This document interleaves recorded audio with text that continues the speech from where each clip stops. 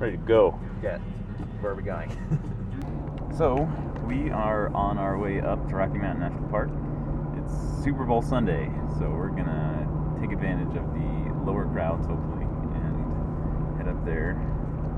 Our plan is to go to the Loch, which starts at the Glacier Gorge Trailhead, and I think it's 5.7 miles round trip, so not too far, but we're probably gonna be kind of exploring around a bit up there. It says it's supposed to snow, some snow flurries, but not too cold, like 36 degrees. So we'll have plenty of time up there. I'm joined by a couple people, one being my brother over here and girlfriend. Oops, here. So here we go.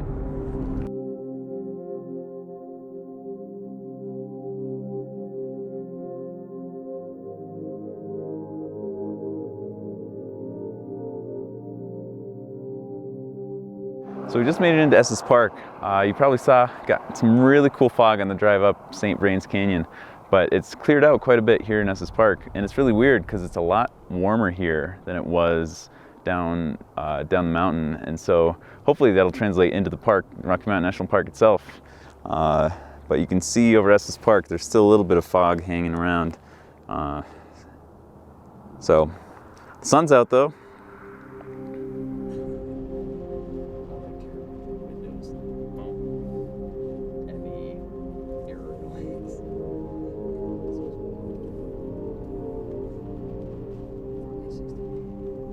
As expected, it is snowy, blowy, and windy and such, but it's actually not too bad, not too cold. You can kind of see the sun a little bit. Fair amount of people here. It's nice. We're going to be headed up the Glacier Gorge trailhead and making our way to the Loch. I suppose with this weather, what I'm going to be looking for is pretty much just kind of dramatic trees through the fog sort of thing, trees through the snow, and you know, if something pops up through the snow, maybe a big mountain vista or something like that, I'll try to be ready. Probably keep my 10 to 24 on because it's weather sealed for one, but it's also you know, probably better for the closer things while we're in the trees. But once we get out of the trees, I'll probably switch to put my 85 on, see what we can find up at the lake. So, yeah.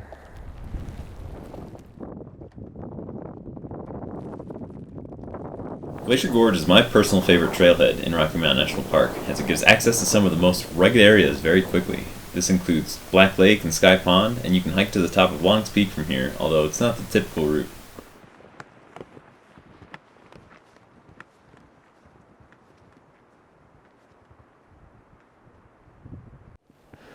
So we made it here to Alberta Falls. It's totally frozen over, but you can see water going through the inside of it, which looks super awesome. I don't want to get too much closer to it just so that everybody else can enjoy it, but we're gonna take some video of it because you can't really get that in photo. You know, if I took a long exposure shot of it, then it would just look like ice, but if we're taking a video, then you can really see the water kind of bubbling underneath it.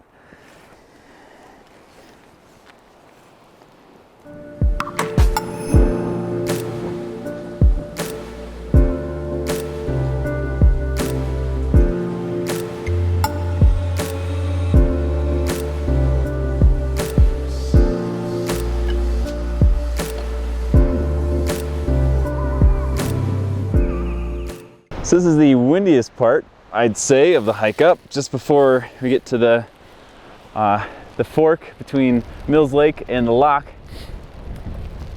It's pretty windy. It's not terrible though. The snow's good. Yeah,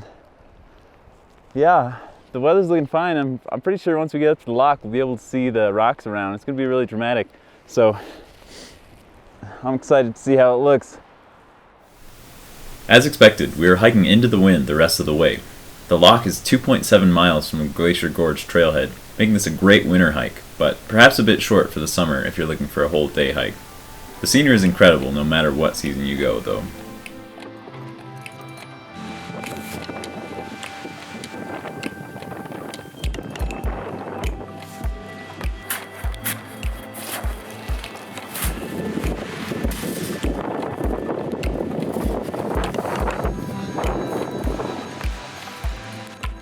we're here at the Loch.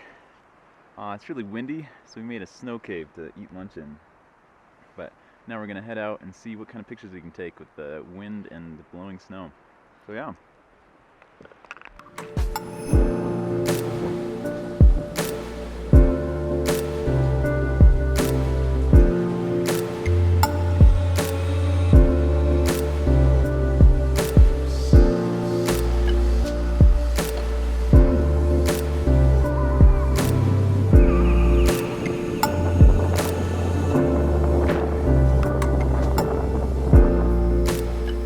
By this time, some of my camera equipment had started freezing, and my hands were having trouble working correctly, so we all decided it was a good time to head down out of the wind.